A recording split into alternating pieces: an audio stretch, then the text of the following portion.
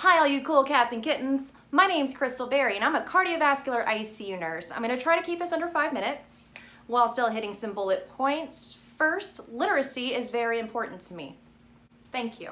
On a more serious note, the most important thing to me has always been human connection, and as someone much smarter than me said, reading is the warp whistle in Super Mario Bros. 3 that helps get us from one level to another. Anything that we've ever thought or will think is in a book somewhere. So what better way to understand ourselves and understand our fellow earthlings and have compassion, connection to the book that I'm gonna read, than with reading. My sisters used to read to me every night a chapter of a book, and I usually requested The Phantom Toll Booth, which is something that I recommend for your children.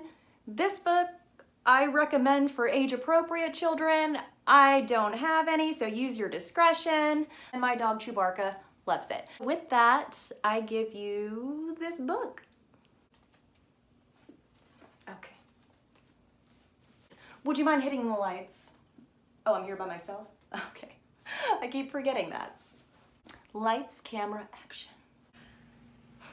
Far out on the uncharted backwaters of the unfashionable end of the western spiral of the galaxy lies a small, unregarded yellow sun.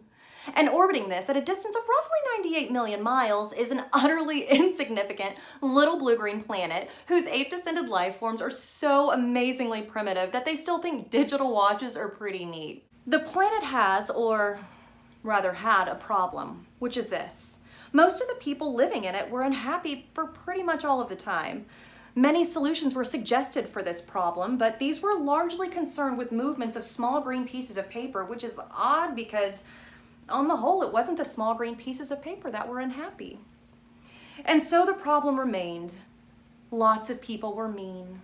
Most of them were miserable, even the ones with digital watches. And then, one Thursday, nearly 2,000 years after a man had been nailed to a tree for saying how great it would be to be nice to people for a change, a girl was sitting on her own in a small cafe in Ricksmanworth, suddenly realized what it was that had been going wrong this whole time. And she finally knew how to make the world a good and happy place.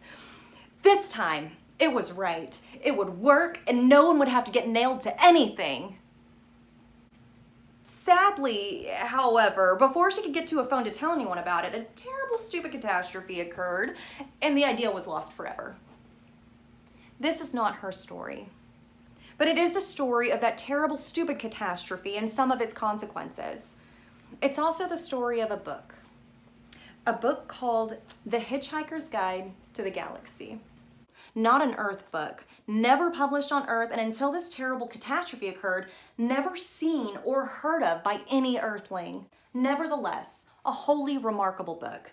In fact, it was probably the most remarkable book to ever come of the great publishing operations of Ursa Minor, of which no Earthman has ever heard of either.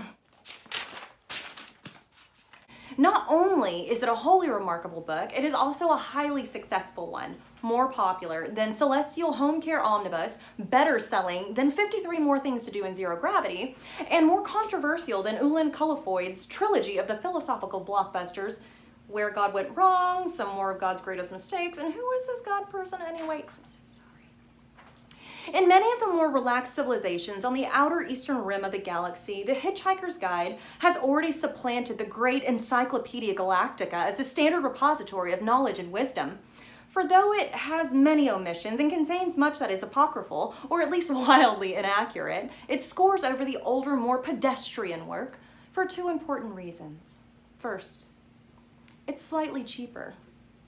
And second, it has the words "Don't Panic" inscribed in large, friendly letters on the cover. But the story of this terrible, stupid Thursday, and the story of its extraordinary consequences, and the story of how these consequences are inextricably intertwined with this remarkable book begins very simply. It begins with a house. Thank you so much for sticking with me. I want to give a shout out to the Marion County Literacy Council, who has a special place in my heart and has for years. I personally used to tutor people in math. I've helped people get their GED. I've seen lives change, tears shed, very real moments inside the walls of that building. I encourage anyone who has the means and finds it in their heart to please donate to this organization that is so important to our community. And also, of course, thank you to frontline workers. This includes grocery store workers, healthcare workers, obviously, policemen, firemen, people who are staying indoors and socially isolating properly. You guys are all heroes, and you're gonna help us heal this little blue-green planet. Thank you to artists and entertainers and performers, anyone who is putting content out there to make us all feel a little less alone. Love and light to all my friends. I miss you, I love you, and I will see you on the other side.